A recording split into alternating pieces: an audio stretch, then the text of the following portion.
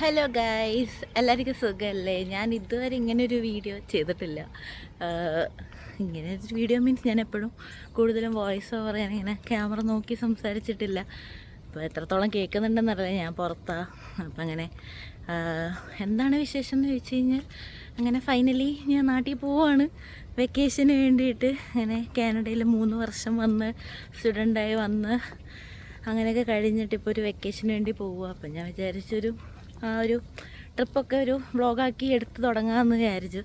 അപ്പം ഞാനിപ്പം നാളെയാണ് ഞാൻ പോകുന്നത്. അപ്പോൾ അതിന് മുന്നോടിയായിട്ടുള്ളൊരു ചെറിയ ലാസ്റ്റ് മിനിറ്റ് പർച്ചേസ് കാര്യങ്ങളൊക്കെ ചെയ്തു തീർക്കാനുള്ള ഇതിന് വേണ്ടിയിട്ട് പോയിക്കൊണ്ടിരിക്കുക. എനിക്ക് കുറേ നാളായിട്ടുള്ള ആഗ്രഹമായിരുന്നു നെയിൽസ് ചെയ്യണം എന്നുള്ളത്. അപ്പം ഞാൻ വിചാരിച്ചു പോയിട്ട് നെയിൽസൊക്കെ ചെയ്തിട്ട് പോകാമെന്ന്.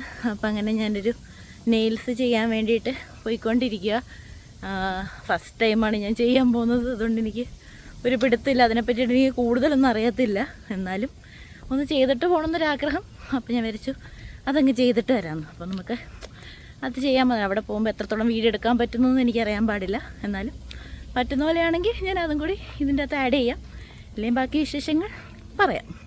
സോ ഇവിടെ നിന്ന് ആക്ച്വലി ഒരു 45 മിനിറ്റ്സ് ഉണ്ട് നെയിൽസ് ചെയ്യാൻ വേണ്ടിയിട്ട് പോകുന്ന പ്ലേസിൽ.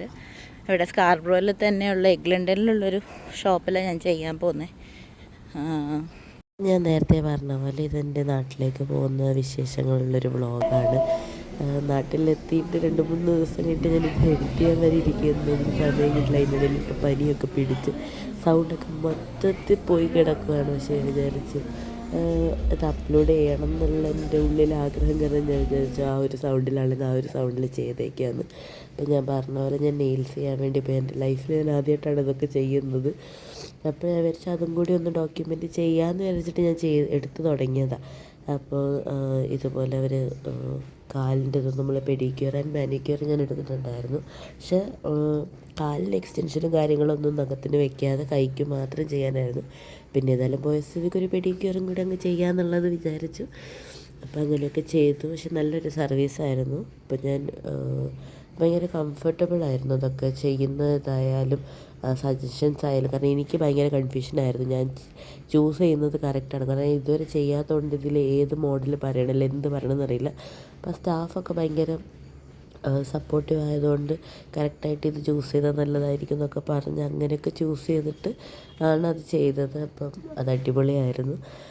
അപ്പോൾ അങ്ങനെ നെയിൽസൊക്കെ ചെയ്തു. ഇപ്പോൾ ഈ കാണുന്ന പോലെ നല്ല മനോഹരമായിട്ട് നെയിൽസൊക്കെ ചെയ്ത് കിട്ടിയിട്ടുണ്ട്. അങ്ങനെ നെയിൽസൊക്കെ ചെയ്ത് കഴിഞ്ഞ് ഞാൻ നേരെ വീട്ടിൽ വന്നിട്ട് ബാക്കി കുറച്ച് ഞാൻ ഓൾറെഡി എൻ്റെ പാക്കിങ്ങൊക്കെ തീർത്തിട്ടുണ്ടായിരുന്നു. പിന്നെ കുറച്ച് പാക്കിങ് മാത്രമേ ഉള്ളൂ. നമ്മുടെ ആ ഒരു 7 kg നമുക്ക് എടുക്കേണ്ട ഡ്രസ്സ്. അപ്പോൾ അത് ഞാൻ വിചാരിച്ചു ലാസ്റ്റ്, കാരണം കൺഫ്യൂഷനിലായിരുന്നു ഞാൻ ഏത് ഡ്രസ്സ് വേണം പോകുമ്പോൾ എന്നുള്ള കൺഫ്യൂഷൻ ഇതുവരെ തീരുമാനമാവാത്തത് കൊണ്ട് എൻ്റെ ആ പെട്ടി മാത്രം ഫുൾ പാക്കിങ് കഴിഞ്ഞിട്ടുണ്ടായിരുന്നില്ല. പിന്നെ വെയിറ്റ് നോക്കുമ്പോൾ അങ്ങോട്ടും ഇങ്ങോട്ടും ഇച്ചിരി ഇഷ്യൂസ് കണ്ടുകൊണ്ട് ഞാൻ വിചാരിച്ചു ഒന്നുകൂടെ പ്രോപ്പറായിട്ട് അറേഞ്ച് ചെയ്യാമെന്ന് വിചാരിച്ചു. അപ്പോൾ അങ്ങനെയുള്ള പരിപാടിയൊക്കെ തീർത്തു. അങ്ങനെ ലാസ്റ്റ് ഞാൻ ആ പെട്ടിയുടെ ഫുൾ പാക്കിംഗ് ഒക്കെ കഴിഞ്ഞു. അപ്പം ഇത് actually June 30th video. July 1 ഞാൻ അവിടെ നിന്ന് കയറുന്നത്. അപ്പം June 30 ഈവനിങ്ങിൽ ഷൂട്ട് ചെയ്ത വീഡിയോ ഇത്. അപ്പോൾ അതൊക്കെ കഴിഞ്ഞു. അങ്ങനെ എൻ്റെ പെട്ടിയൊക്കെ പാക്കിങ് സെറ്റായിട്ടുണ്ട്.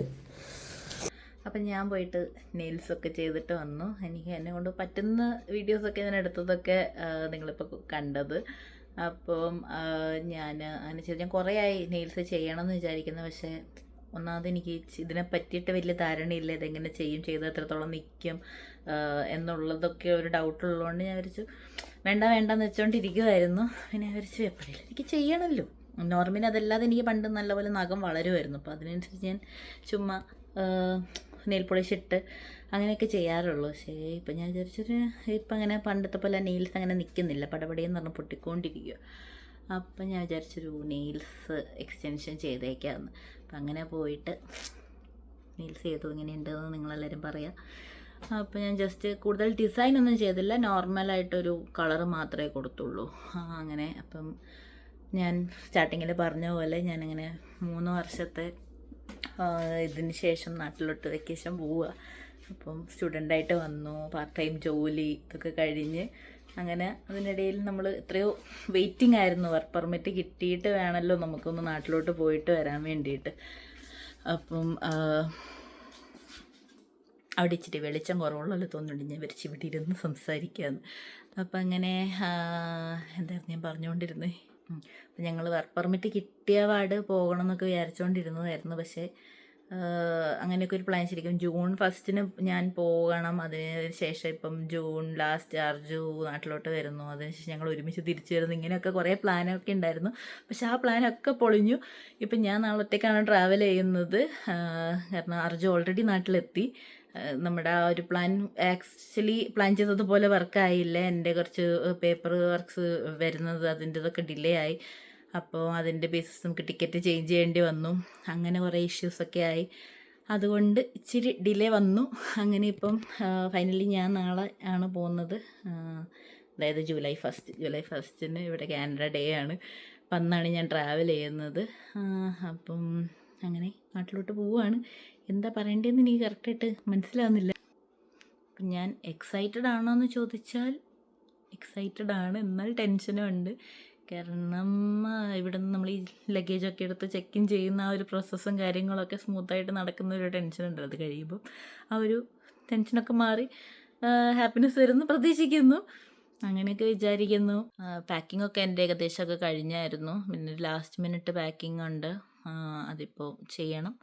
അതും കൂടി കഴിഞ്ഞ് കഴിഞ്ഞാൽ എല്ലാം സെറ്റാണ്. പിന്നെ നമ്മൾ നാളെ രാവിലെ എണീച്ചിട്ട് എയർപോർട്ടിലോട്ട് പോകുന്നു. അപ്പം ഈ വ്ളോഗ് ആക്ച്വലി ഞാൻ ആ രീതിയിൽ അങ്ങ് കണ്ടിന്യൂ ചെയ്യാമെന്നാണ് വിചാരിക്കുന്നത്. പിന്നെ ഞാൻ അതിൻ്റെ ഇടയിൽ ഈ നെയിൽസ് ചെയ്യാൻ പോകുന്നതൊരു ഇതിൻ്റെ അകത്ത് ആഡ് ചെയ്യാമെന്ന് വിചാരിച്ചു. കാരണം ഞാൻ എൻ്റെ ലൈഫിൽ ആദ്യമായിട്ട് അത് ചെയ്യുന്നത്. അപ്പം ഞാൻ വിചാരിച്ചതൊരു മെമ്മറി ആയിട്ട് അവിടെ കിടക്കട്ടെ എന്ന് വിചാരിച്ചിട്ടാണ് ഞാൻ ഈ വ്ളോഗിൻ്റെ കൂടെ അങ്ങ് ആഡ് ചെയ്യുന്നത്.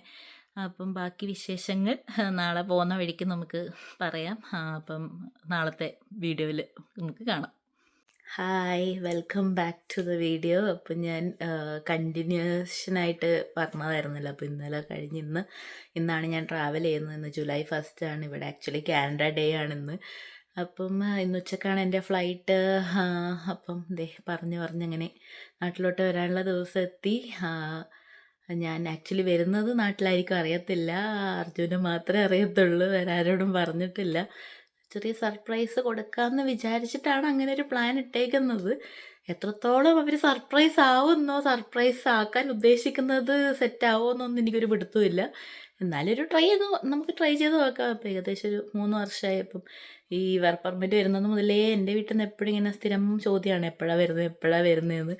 അപ്പോൾ ആക്ച്വലി ശരിക്കും പറഞ്ഞു കഴിഞ്ഞാൽ ഞാൻ ജൂൺ 1 പോകേണ്ടതായിരുന്നു. പക്ഷെ അത് നടന്നില്ല. അങ്ങനെയൊക്കെ ഇരിക്കുവാണ്. അപ്പം ഞാൻ പാക്കിങ്ങൊക്കെ ഒരു പെട്ടിയൊക്കെ എടുത്ത് ഇവിടെ സെറ്റാക്കി വെച്ചിട്ടുണ്ട്. ഇവിടെ ഒരു പെട്ടിയൊക്കെ ഇരിക്കുന്നുണ്ട്, എവിടെയും പെട്ടി സെറ്റാക്കി വെച്ചിട്ടുണ്ട്. അങ്ങനെ അപ്പം ഞാൻ ഇരിക്കുവാണ്.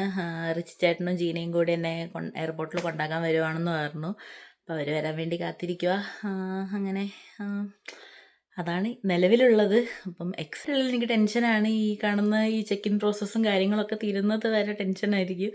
കാരണം ഒറ്റയ്ക്ക് പോകുന്നതിൻ്റെ ഒരു ടെൻഷനുണ്ട്. ട്രാവലിങ്ങിൻ്റെ അല്ല, ഈ ചെക്കിങ് പ്രോസസ്സും കാര്യങ്ങളൊക്കെ ഉള്ളത് കൊണ്ടുള്ളൊരു ടെൻഷൻ ചെറുതായിട്ടുണ്ട്. അങ്ങനെയൊക്കെ ഇരിക്കുന്നു. അപ്പോൾ ബാക്കി വിശേഷങ്ങൾ ഞാൻ പോകുന്ന വഴിയേ പറയാം. ഓക്കെ. സോ അങ്ങനെ റിച്ചി ചേട്ടനും ജീനയും വന്നു. പെട്ടിയൊക്കെ കയറ്റി വെച്ചിരിക്കുക. അതൊന്നും വീഡിയോ ഒന്നും എടുക്കാൻ വേണ്ടി പറ്റിയില്ല. കാരണം ഒരു ടെൻഷനാണല്ലോ നമുക്ക് എയർപോർട്ട് എത്തുന്ന വരെ, ടൈമിനെത്തുമോ, ബ്ലോക്ക് ഉണ്ടാവുമോ. കാരണം കാനഡ ഡേ ആണ്, പബ്ലിക് ഹോളിഡേ ആണെങ്കിലും കുറേ പേര് ട്രാവൽ ചെയ്യുന്നതായിരിക്കും. അപ്പോൾ ആ ഒരു ടെൻഷനൊക്കെ ഉണ്ടായിരുന്നു. അപ്പോൾ ഞങ്ങളങ്ങനെ പോയിക്കൊണ്ടിരുമ്പോൾ പോകുന്നതിനിടെ ഞങ്ങളിത് പറഞ്ഞുകൊണ്ടിരിക്കുകയായിരുന്നു. കാരണം റിച്ചി ചേട്ടനായിരുന്നു ഞാൻ കാനഡയിൽ സ്റ്റുഡൻ്റായിട്ട് വരുന്ന സമയത്ത് എന്നെ ഫസ്റ്റ് എയർപോർട്ടിൽ നിന്ന് കൂട്ടിയിട്ട് അവിടുത്തെ എൻ്റെ അക്കോമഡേഷനിൽ കൊണ്ടാക്കാനും എനിക്ക് അവിടുത്തെ ബേസിക് എന്തൊക്കെ ചെയ്യണം എന്നൊക്കെ പറഞ്ഞുതരാനുണ്ടായിരുന്നൊരു മനുഷ്യനായിരുന്നു അത് കഴിഞ്ഞിപ്പോൾ ഞാൻ 3 വർഷം കഴിഞ്ഞിട്ട് ഇപ്പോൾ ഒരു വെക്കേഷന് വേണ്ടി നാട്ടിൽ പോകുമ്പോഴും എന്നെ കൊണ്ടാക്കുന്നത് റിച്ചി ചേട്ടൻ തന്നെയാണ്. അപ്പോൾ ഞങ്ങളിത് ഓൾറെഡി പറഞ്ഞുകൊണ്ടിരിക്കുന്നുണ്ടായിരുന്നു. അപ്പോൾ വീണ്ടും ഞങ്ങൾ ഈ പോകുന്ന ഇതിൽ സംസാരിച്ചുകൊണ്ടിരിക്കുകയായിരുന്നു. കാരണം ഞാൻ വന്നതിന് ശേഷം അർജു കാനഡയിലോട്ട് വരുന്നത്. ഇപ്പോൾ അർജു ഫസ്റ്റ് നാട്ടിലോട്ട് പോയപ്പോഴും നമ്മൾ ഒരുമിച്ച് എല്ലാവരും കൂടി കൊണ്ടാക്കാൻ പോയത്. പക്ഷേ എൻ്റെത് വന്നപ്പോഴും ആ ഒരു ഇത് നമ്മൾ ഭയങ്കരമായിട്ട് കോയിൻസിഡൻസ് എന്നുള്ള രീതിയിൽ നമ്മളത് പറഞ്ഞു. അപ്പം അങ്ങനെ ഞങ്ങൾ എയർപോർട്ടിൽ എത്തി, പെട്ടിയൊക്കെ എടുത്ത് ചെക്കിങ്ങിന് വേണ്ടി പോവുക. ആക്ച്വലി ഇവിടെ എനിക്കൊരു നല്ല കാര്യം തോന്നുന്നതല്ല വെച്ചാൽ നാട്ടിലേക്കാൾ, കാരണം വെച്ചാൽ നമ്മുടെ കൂടെ വരുന്നവർക്ക് അകത്ത് വരെ വരാൻ വേണ്ടി പറ്റും. നമ്മൾ ചെക്ക് ഇൻ ചെയ്ത് ബാഗേജ് അങ്ങ് കയറ്റി വിടുന്നത് വരെ അവർക്ക് നമ്മുടെ കൂടെ നിൽക്കാൻ വേണ്ടി പറ്റും. സെക്യൂരിറ്റി ഗേറ്റിന് അങ്ങോട്ട് മാത്രമേ വരാൻ പറ്റാണ്ടുള്ളൂ. അപ്പോൾ അതെനിക്ക് ഭയങ്കര ഒരു സമാധാനമായിരുന്നു. ഓക്കെ, അപ്പം ഞാൻ പോയിട്ട് വരട്ടെ, വന്നിട്ട് കാണാം കേട്ടോ. ഞാനപ്പോൾ ഓൾറെഡി ജീനനോട് പറഞ്ഞിട്ടുണ്ടായിരുന്നു ഞാനിങ്ങനെ വ്ളോഗ് എടുത്ത് തുടങ്ങിയേക്കുക, ഞാനത് ചെയ്ത് എത്ര വരെ കംപ്ലീറ്റ് ആവുമെന്ന് എനിക്കറിയത്തില്ല. അപ്പോഴത്തേക്ക് ജീന ഭയങ്കര മോട്ടിവേഷൻ, ഭയങ്കരമായ സപ്പോർട്ട്. ഓക്കെ ഞാൻ പോകുന്നതൊക്കെ വീഡിയോ എടുത്തു തരാമെന്ന്. അപ്പോൾ അങ്ങനെ എനിക്ക് വീഡിയോ ഒക്കെ എടുത്തു തന്നതാണ്. അപ്പോൾ അത് കഴിഞ്ഞ് ഞാൻ സെക്യൂരിറ്റി ചെക്കിന് വേണ്ടിയിട്ട് പോകുമായിരുന്നു. പക്ഷേ ആക്ച്വലി എനിക്ക് ചെറിയ പ്രശ്നങ്ങളുണ്ടായിരുന്നു. ബാഗിൻ്റെ വെയിറ്റ് കൂടിയിട്ട് ഞങ്ങൾക്കത് റീപാക്ക് ചെയ്യേണ്ടി വന്നു. ഫുൾ സെറ്റായിട്ട് വീട്ടിൽ നിന്ന് ഇറങ്ങിയതായിരുന്നു. പക്ഷെ അവിടെ എത്തിയപ്പോൾ അത് വെയിറ്റ് കൂടുതലാണ്, അവരൊരു വിധത്തിൽ അത് കയറ്റി വിടത്തില്ല എന്ന് പറഞ്ഞ് അങ്ങനെ പെട്ടി മൊത്തത്തിൽ പൊളിച്ച് അതിൻ്റെ ഉള്ളിൽ നിന്ന് സാധനങ്ങൾ പകുതി മാറ്റി അങ്ങനെ ഞാനത് അവരുടെ കയ്യിൽ തന്നെ അങ്ങ് കൊടുത്ത് വിട്ടു. അങ്ങനെ എൻ്റെ ഒരു 2-3 കിലോ ഈത്തപ്പഴമാണ് അവരങ്ങ് മാറ്റേണ്ടി വന്നത്. കാരണം അതിനാണ് ഏറ്റവും കൂടുതൽ വെയിറ്റ്. വേറെ എന്ത് മാറ്റണമെന്ന് അറിഞ്ഞൂടെ. കുറേയൊക്കെ എൻ്റെ ഡ്രസ്സുകളുണ്ട്. അപ്പോൾ ഇതൊക്കെ എടുത്ത് മാറ്റുന്നതിനേക്കാൾ നല്ലത് ഇതെന്തെങ്കിലും ഒഴിവാക്കുന്നത്. ഇപ്പം അതാകുമ്പോൾ ഒറ്റയടിക്കങ്ങ് വെയിറ്റ് കുറയുമല്ലോ എന്ന് വെച്ചിട്ട്. അപ്പോൾ അങ്ങനെ ഒരു 10-20 മിനിറ്റോളം ഞാൻ അതിന് വേണ്ടി കുറേ ടെൻഷൻ അടിച്ച് ചത്തായിരുന്നു. ഇവരെൻ്റെ കൂടെ ഉണ്ടായിരുന്നതുകൊണ്ട് ടെൻഷനായിട്ട് എനിക്ക് തോന്നുന്നുണ്ടെങ്കിലും എനിക്ക് കുറച്ച് സമാധാനം ഉണ്ടായിരുന്നു. നമുക്ക് ഒരാൾ സപ്പോർട്ടിന് ഉണ്ടാകുമ്പോൾ ഉണ്ടാകുന്നൊരു വ്യത്യാസം ഉണ്ടായിരുന്നെങ്കിൽ ഒറ്റയ്ക്ക് ഈ പെട്ടി മൊത്തം പൊളിച്ച് ഇത് മൊത്തം ഓൾറെഡി നമ്മൾ റാപ്പ് ചെയ്തിട്ട് എടുത്തുകൊണ്ടെന്ന്. അപ്പോൾ അത് മൊത്തം കീറിക്കളഞ്ഞ് വീണ്ടും അത് വെയിറ്റ് നോക്കി വീണ്ടും പാക്ക് ചെയ്തിട്ട് വേണം കയറ്റി വിടാൻ. അങ്ങനെ ഒരു ചെറിയ ടെൻഷനും കാര്യം. അപ്പോൾ ഞാൻ ഓൾറെഡി എനിക്ക് ഇന്നലെ ഇത് മൈൻഡിൽ ഇങ്ങനെ ഇരിക്കുന്നതുകൊണ്ട്, കാരണം 2 കിലോ എക്സ്ട്രാ കൂടുതലായി കഴിഞ്ഞാൽ 23 കിലോ ആണ് നമുക്ക് കൊണ്ടുവരാൻ പറ്റുന്നത്. പക്ഷേ ചില സമയത്ത് അവരത് കയറ്റി വിടാം, ചില സമയത്ത് അവരത് വിടത്തില്ല. അപ്പം അങ്ങനെ ഒരു മൈൻഡ് സെറ്റ് ആയതുകൊണ്ട് എനിക്കുള്ളിൽ ടെൻഷൻ ഉണ്ടായിരുന്നു. പക്ഷേ എൻ്റെ കെട്ടിയവൻ ഒരു ഭാഗത്തു നിന്ന് ഭയങ്കര സപ്പോർട്ട്. ഇവരെല്ലാവരും എന്നോട് പറഞ്ഞു കുഴപ്പമൊന്നുണ്ടാവില്ല, എല്ലാം അത് സെറ്റാക്കി വിടുന്നൊക്കെ. പക്ഷേ എൻ്റെ ഇൻറ്റ്യൂഷൻ പോലെ അത് നടന്നു. അവസാനം ഞങ്ങൾ അവിടുന്ന് പെട്ടിയൊക്കെ പൊളിച്ച് മാറ്റി സെറ്റാക്കേണ്ടി വന്നു. അപ്പം അങ്ങനെ സെക്യൂരിറ്റി പ്രശ്നമൊന്നും കുഴപ്പമുണ്ടായിരുന്നില്ല, അതൊക്കെ കൂളായിട്ട് കഴിഞ്ഞു. ഇപ്പോൾ ഇവിടെ വന്ന് ഞാൻ വെയിറ്റ് ചെയ്യുമായിരുന്നു. നമ്മുടെ ഫ്ലൈറ്റിൻ്റെ അനൗൺസ്മെൻറ്റ് വരുന്നതേ ഉള്ളൂ.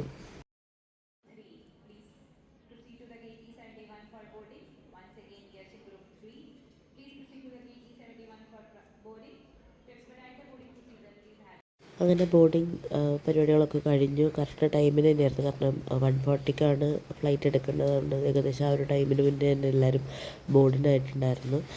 അപ്പോൾ അങ്ങനെ ഫ്ലൈറ്റ് കയറി ഒന്ന് സമാധാനമായിട്ടിരുന്നു. ഞാൻ വിൻഡോ സീറ്റ് കിട്ടാൻ വേണ്ടി നോക്കിയായിരുന്നു, പക്ഷെ എനിക്കത് കിട്ടിയില്ല. ഓൾറെഡി ഫ്ലൈറ്റ് ഭയങ്കര ഫുള്ളാണ്.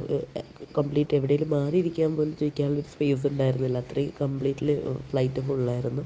അപ്പം മിഡിൽ സീറ്റായിരുന്നു. പിന്നെ നമ്മൾ അത് വെച്ചിട്ട് പക്ഷേ ഞാൻ വിചാരിച്ചു അതിനടുത്തിരിക്കുന്ന വിൻഡോ സീറ്റിൽ കൂടി മര്യാദയ്ക്ക് എന്തെങ്കിലുമൊക്കെ കാണാമെന്ന്. പക്ഷേ കറക്റ്റ് കിട്ടിയ സീറ്റ് ആ വിഗ്സിൻ്റെ അടുത്തായതുകൊണ്ട് പുറത്തുള്ളതൊന്നും മര്യാദയ്ക്ക് കാണാൻ പറ്റുന്നില്ല.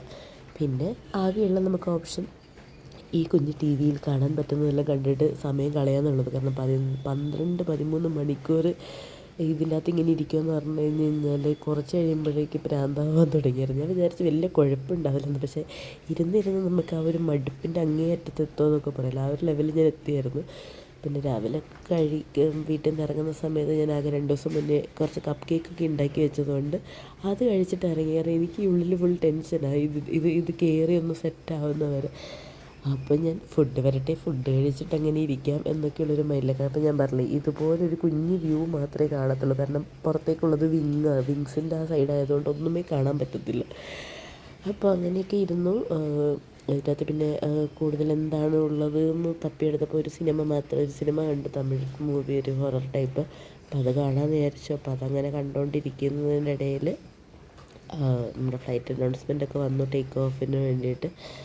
പക്ഷേ ഇപ്പോഴാണ് ഞാൻ ശ്രദ്ധിച്ചത്, എനിക്ക് അറിയാൻ പാടില്ല എല്ലാ ഫ്ലൈറ്റ്സിലും ഇതുണ്ടോ എന്നുള്ളത്. ഇവരൊരു ക്യാമറ സെറ്റപ്പ് നമുക്ക് ഫ്ലൈറ്റ് ഇങ്ങനെ അതിൻ്റെ താഴത്തും ഒരു ക്യാമറയുണ്ട്, അതിൻ്റെ ടെയിലൊരു ക്യാമറയുണ്ട്. അപ്പം നമുക്ക് ഈ പുറത്തേക്കൂടി കാണുന്നത് ഈ ഒരു ചെറിയ മോണിറ്ററിൽ നമുക്ക് കാണാൻ വേണ്ടി പറ്റും.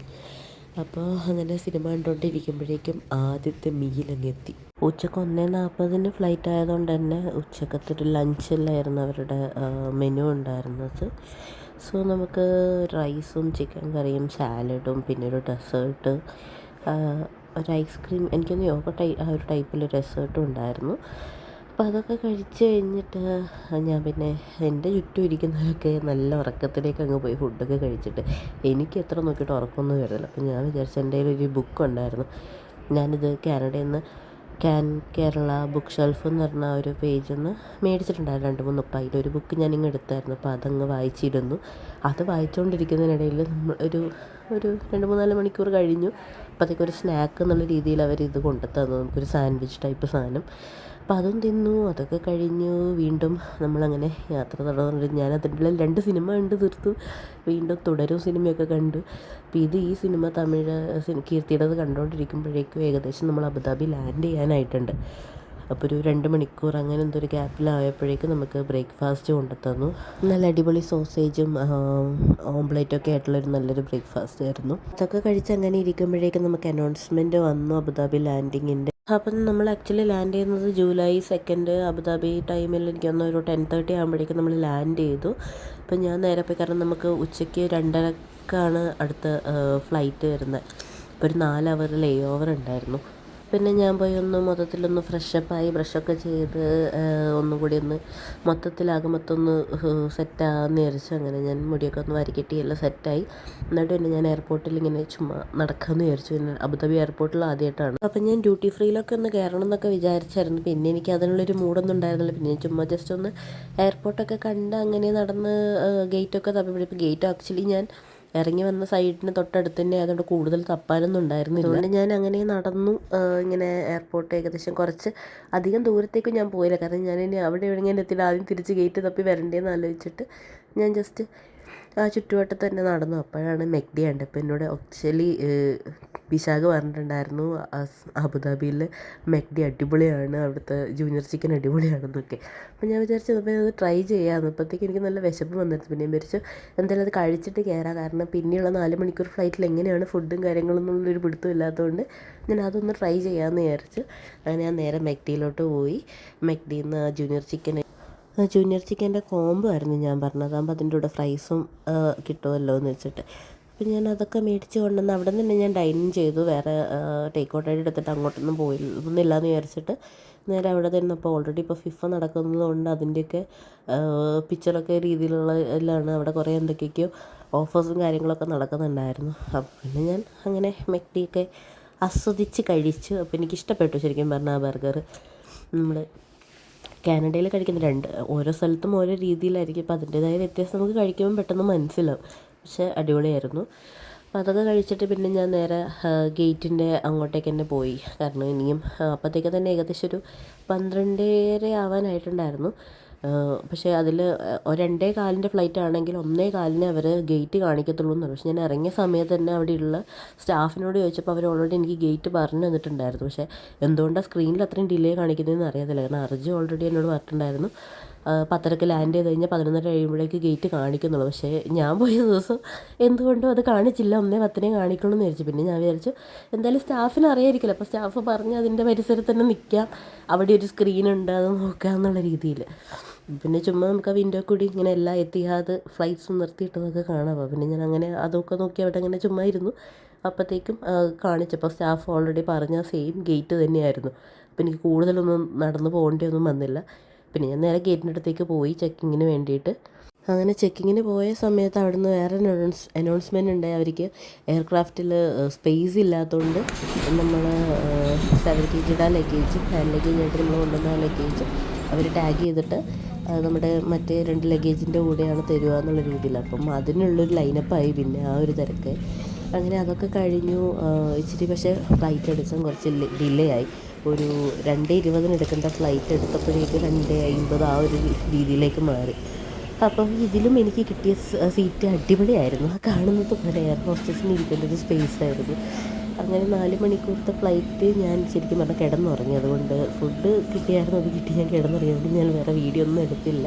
അങ്ങനെ 4 മണിക്കൂർ കഴിഞ്ഞ് ഞാൻ ബാംഗ്ലൂർ എയർപോർട്ടിൽ ലാൻഡ് ചെയ്തു. പക്ഷേ ഞാൻ വിചാരിച്ചു നമ്മൾ ഇത്രയും ലേറ്റായിട്ട് ഫ്ലൈറ്റ് എടുക്കുന്നതുകൊണ്ട് തന്നെ നമ്മൾ ഡിലേ ആയിട്ട് 8 മണിയാകുമ്പോഴേക്ക് ബാംഗ്ലൂർ എത്തത്തില്ല എന്നാണ് വിചാരിച്ചത്. കാരണം അവിടെ നിന്നൊരു 10:30 ബസ് ബുക്ക് ചെയ്തിട്ടുണ്ടായിരുന്നു. ഫ്ലൈറ്റ് ഡിലേ ആയിക്കഴിഞ്ഞാൽ അത് മിസ്സാവും. പിന്നെ എന്താ അടുത്ത ഓപ്ഷൻ എന്നൊക്കെ ഞാൻ ചുമ്മാ ഇരുന്ന് ആലോചിച്ചുകൊണ്ടിരിക്കുന്നു. പക്ഷേ നമ്മുടെ പൈലറ്റ് ചേട്ടൻ നല്ല കൃത്യമായിട്ട് കറക്റ്റ് ടൈമിന് ലാൻഡ് ചെയ്തു. എടുത്തത് കുറച്ച് ഡിലേ ആയിട്ടാണെങ്കിലും കറക്റ്റ് ടൈമിന് ലാൻഡ് ചെയ്തിട്ടുണ്ടായിരുന്നു.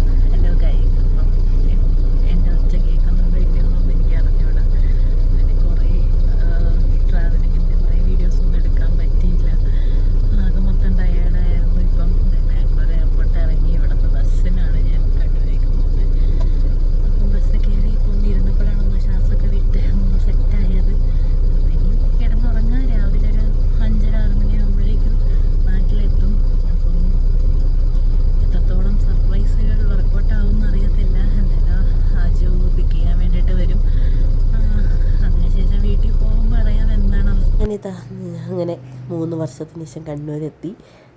കൂത്തുപറമ്പ് ഇറങ്ങിയിട്ട് അവിടെ അതുവഴി അവർ കോഴിക്കോടേക്ക് പോകുന്ന ബസ്സാണ്. അപ്പം ആ ട്രാവൽസ് ആയതുകൊണ്ട് കൂത്തുപറമ്പ് കൂട്ടാൻ വേണ്ടിയിട്ട് വരാമെന്ന് പറഞ്ഞപ്പോൾ കൂത്തുപറമ്പിൽ അർജു ഒന്ന് വെയിറ്റ് ചെയ്തു. അപ്പോൾ ആക്ച്വലി അർജു വന്ന സമയത്ത് ഒരു 5:30 ആകുമ്പോൾ എത്തിയായിരുന്നു. അപ്പോൾ പാവം അത്രയും നേരത്തെ വന്ന് അവിടെ കാവല് കിടന്ന്.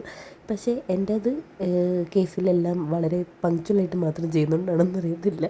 ബസ് കറക്റ്റ് 6:30 മാത്രമേ എത്തിയുള്ളതുകൊണ്ട് ഒരു 3/4 മണിക്കൂറോളം അർജു പോസ്റ്റായി.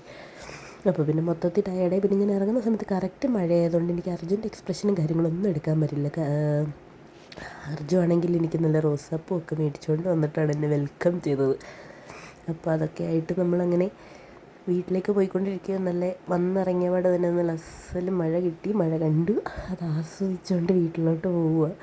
10 ദിവസം ഞാനില്ലാതെ എങ്ങനെയുണ്ട് നാട്ടിൽ വന്നിട്ട്? വളരെ വളരെയധികം ബുദ്ധിമുട്ടായിരുന്നു. എന്തുകൊണ്ട് ഇത്ര ബുദ്ധിമുട്ട്? ഭാര്യയില്ലാതൊരു ജീവിതം എന്താ പറയാ, ദുർഘടമാണ്, ദുഷ്പ്രഭമാണ് എന്നൊക്കെ പറയാന്നേ ഉള്ളോ? ചുമ്മാ പറഞ്ഞോണ്ടിരിക്കുന്നതാണോ? അപ്പോ പെട്ടെന്ന് ലോറി മുന്നിൽ വന്നപ്പോഴേക്കും ഉത്തരം പറയാൻ ഭയങ്കര ബുദ്ധിമുട്ടാവുമല്ലോ, കോൺസെൻട്രേഷൻ പോകുന്ന പറഞ്ഞു. ഭാര്യയില്ലാത്ത നാളുകൾ ഭയങ്കര ബുദ്ധിമുട്ടുള്ളതാണ്.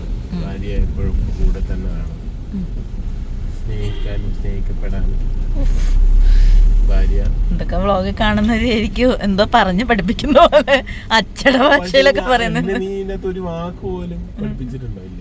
എന്റെ മനസ്സിൽ നിന്ന് വരുന്നു. സീരിയസ്ലി ഞാൻ എന്നിട്ട് എന്താ എൻജോയ് ചെയ്യാൻ? 10 ദിവസം നേരത്തെ വന്നിട്ട് എൻജോയ് ചെയ്യാൻ പറ്റിയില്ല, ഒന്നും ചെയ്യാൻ പറ്റിയില്ല. എന്റെ ഭാര്യ ഇല്ലാതെ പറ്റില്ല എന്നുള്ളത് മനസ്സിലാക്കി തന്നെ ദിവസങ്ങളായിരുന്നു കഴിഞ്ഞു പോയ ദിവസങ്ങളൊക്കെ. നന്നായി, ഇടക്ക് മനസ്സിലാവുന്നത് നല്ലത്. അല്ലെങ്കിലും കണ്ണുള്ളപ്പോ കണ്ണിന്റെ വില അറിയില്ല എന്ന് പറയുന്ന വെറുതെ അല്ല. വളരെയധികം ശരിയാണ്. ഇനി നമുക്ക് തകർക്കാലോ? തീർച്ചയായും. ഇനി തകർക്കൂലേ? ഉറപ്പായിട്ടും.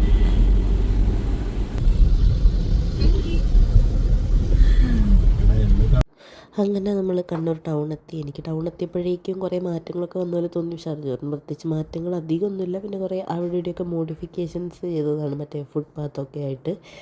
അപ്പോൾ അതേ വീടെത്തി. അപ്പം ഞാൻ സർപ്രൈസ് ചെയ്യുന്ന വീഡിയോ എന്തായാലും ഇതിനകത്ത് ആഡ് ചെയ്യാം. അപ്പോൾ അത് നിങ്ങൾ കണ്ടിട്ട് വരും.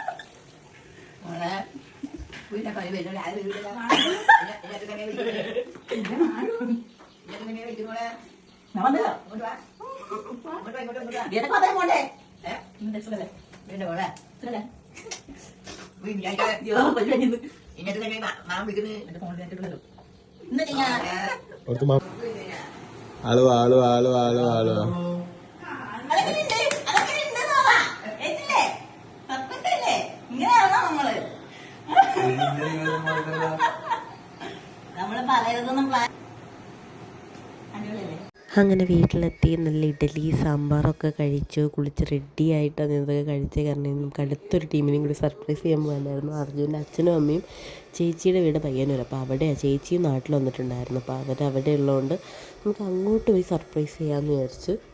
അപ്പോൾ ആ വീഡിയോ കൂടി ഞാൻ അതിൻ്റെ അകത്തേക്ക് ആഡ് ചെയ്യാവേ.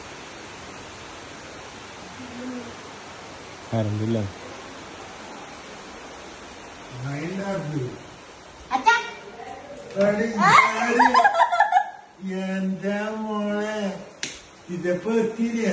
എന്നാലും നീ ആള് ഭയങ്കര നല്ല